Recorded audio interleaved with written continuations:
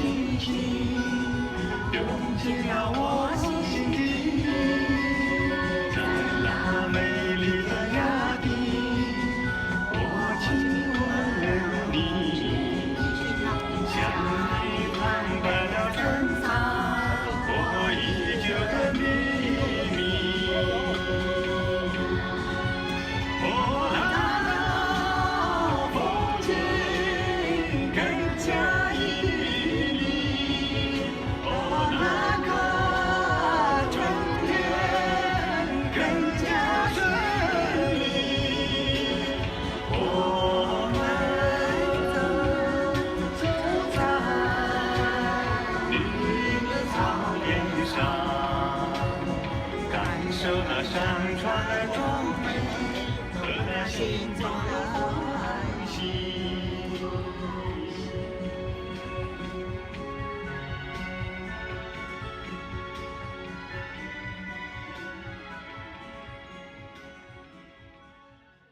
Sawubona, you beautiful visionary. I am Thembi Buthelezi, Chief Visionary Officer at Future Gen Leaders and the founder of the Future Gen Leaders Foundation. Welcome to our Ubuntu facilitated live streams. Today, I have an incredible visionary, a very close friend of mine. We've had lots of time in Shanghai, laughing, learning, crying together. And he is a financier, international financier, a CEO of an incredible startup, and he's just a great human being and philosopher. But I need to ask you something. If I am from a different culture and I'm coming to China to do business, how do I protect myself? Because even in America, these people are around. I just had one here in America. They're everywhere, in Africa, in Asia. There is no country where they don't have a subsect of sociopaths in business. How do you spot these people and protect yourself? Because they literally can wreck your business. So how do you protect yourself? Is the foundation of what you perceive and right and wrong. Whether you have read a lot of book, whether you have experienced a lot. If the value system is like the foundation of a building, if that foundation is off, then doesn't matter whether you're going through the same university or whether you're going through the same training, they have completely different view looking at the same things.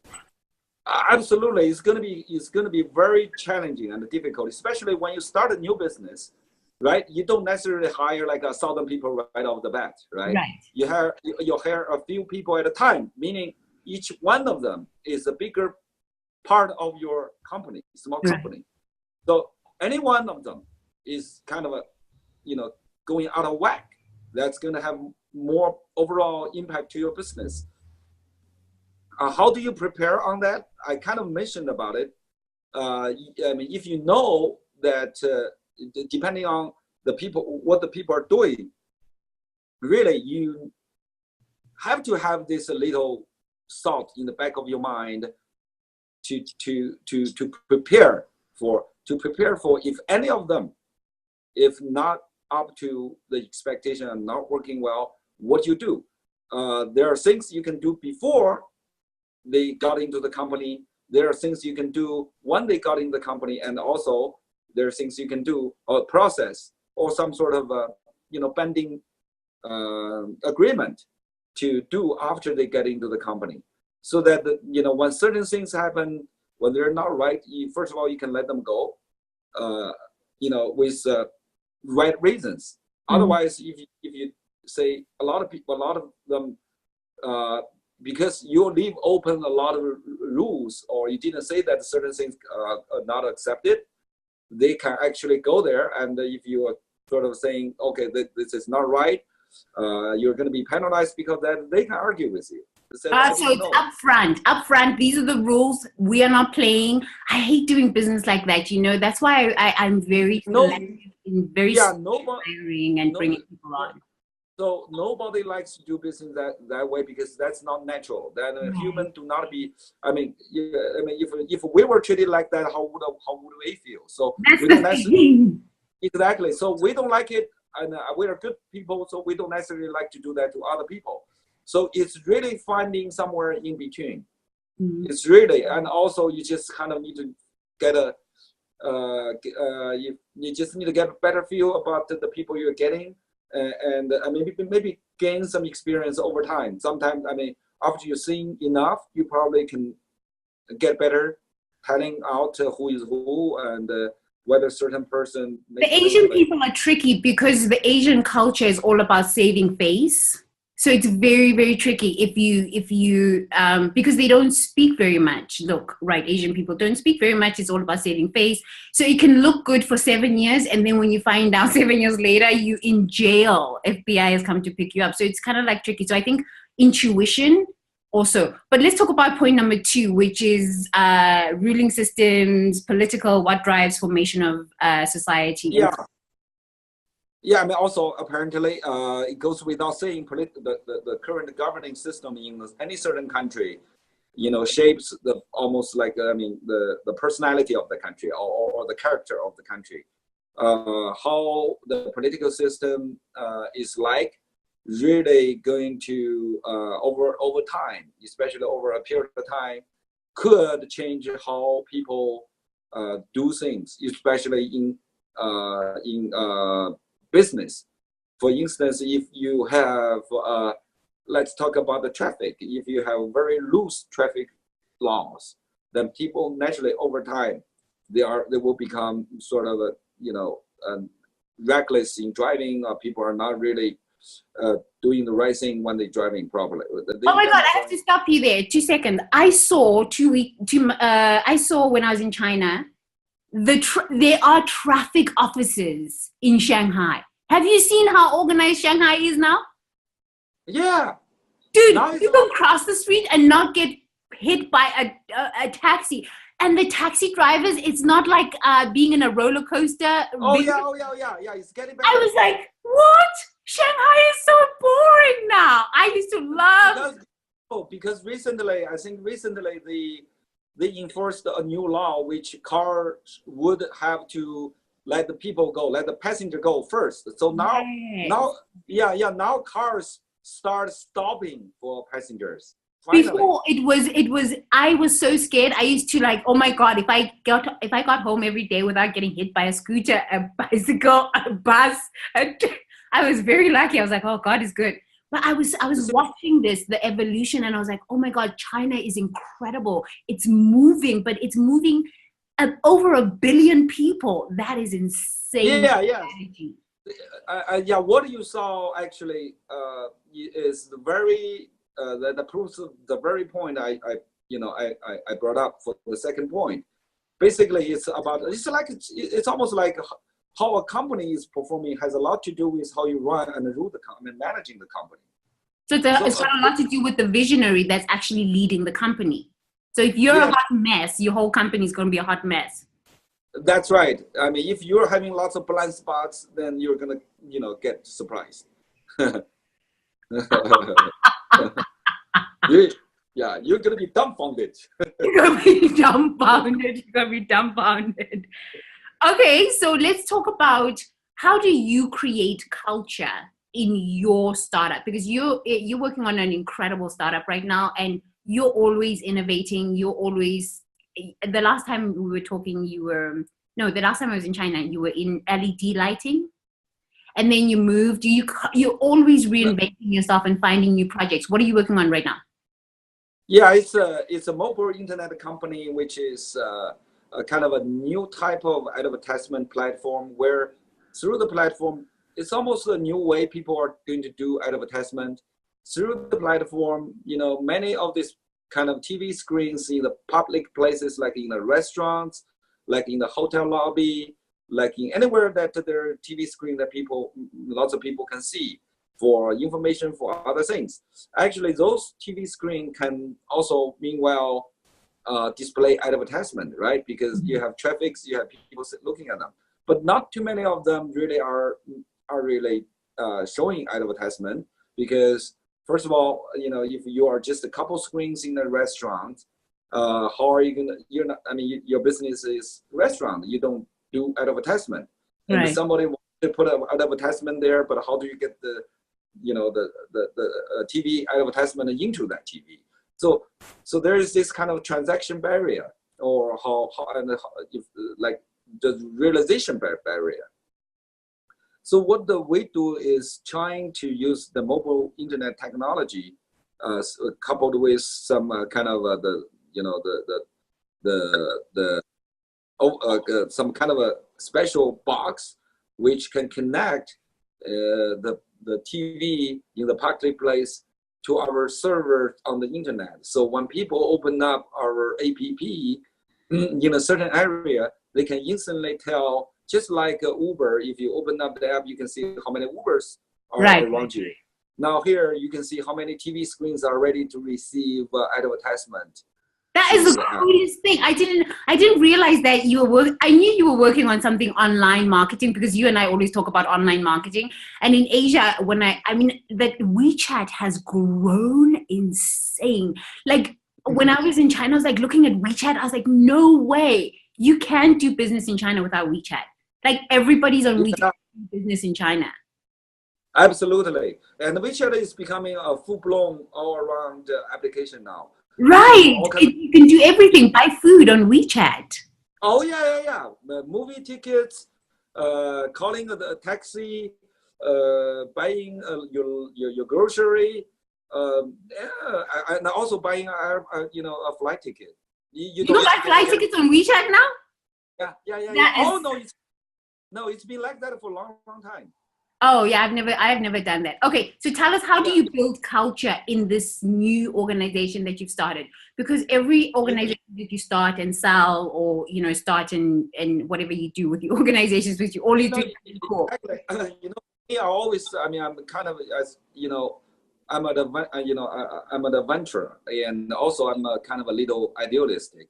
So naturally, I would love to build a culture that still trying to bring out the best of every staff that I may hire or recruit.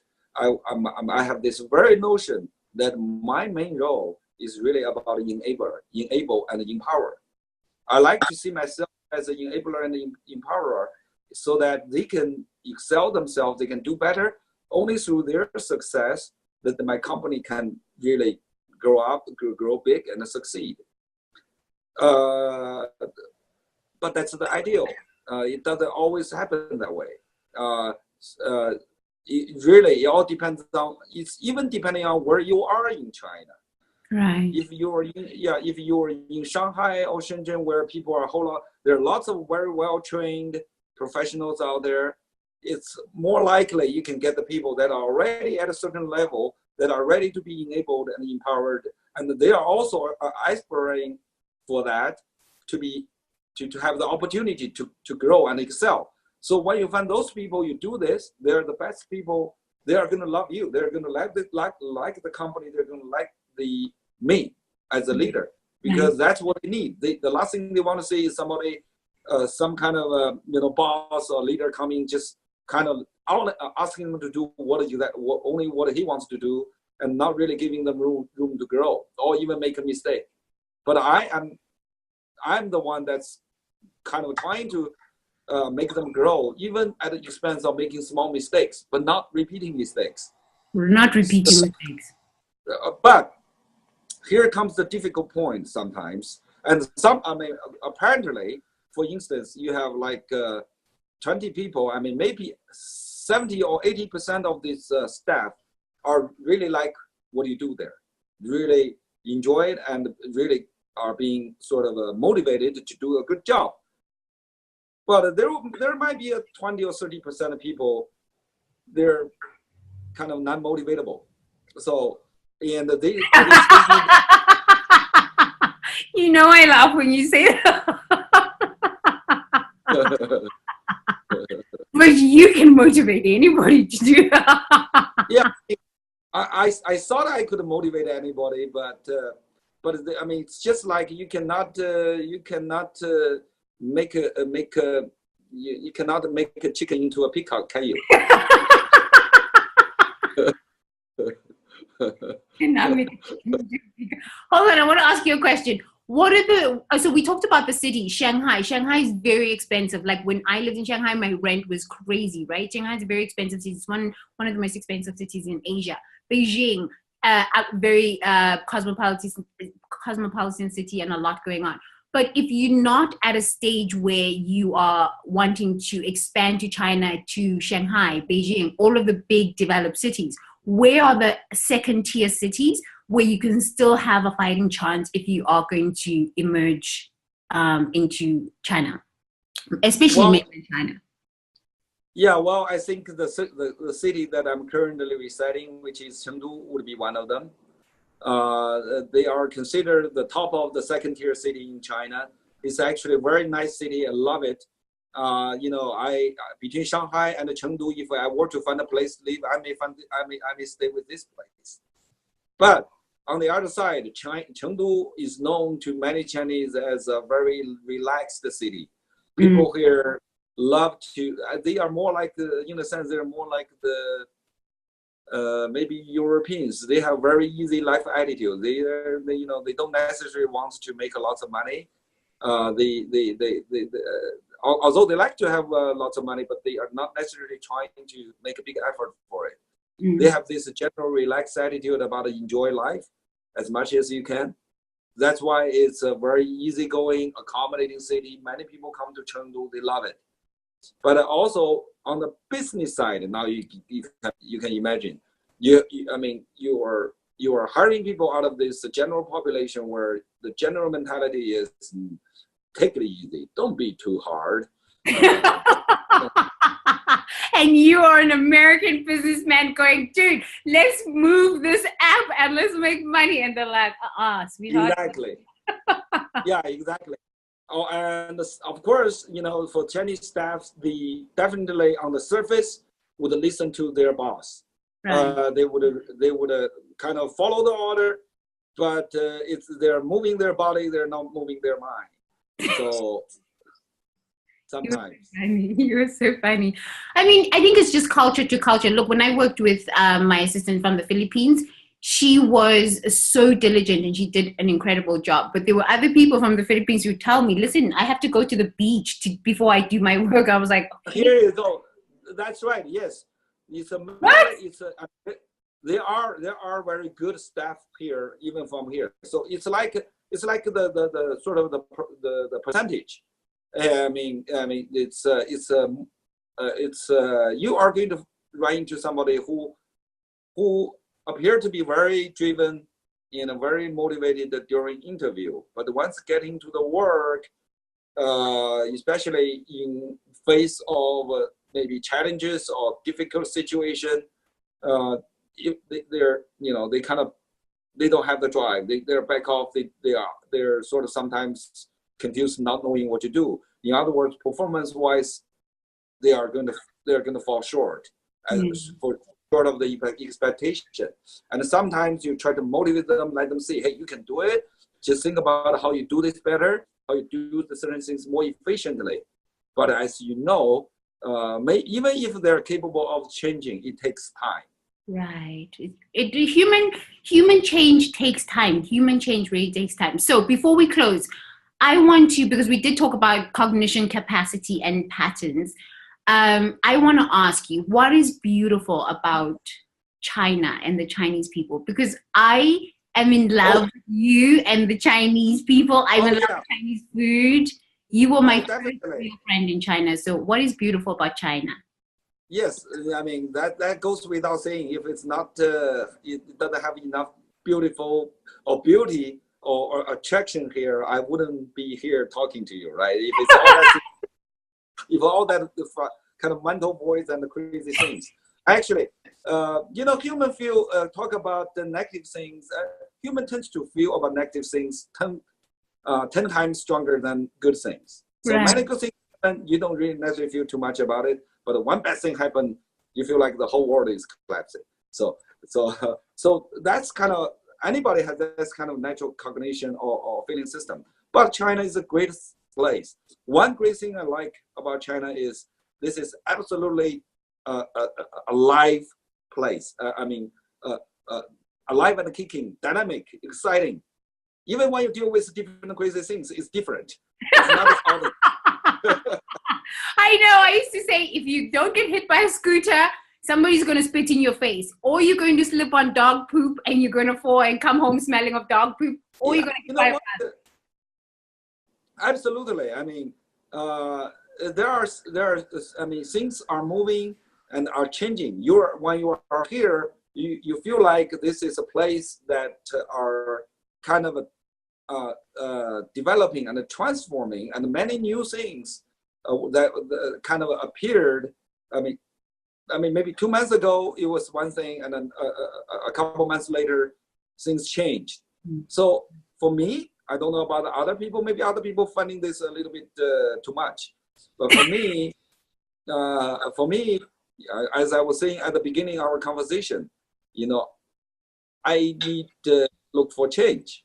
Right. So change is the only thing that's real. Change is the only thing. And if as human beings we can understand this, we can stop being in pain.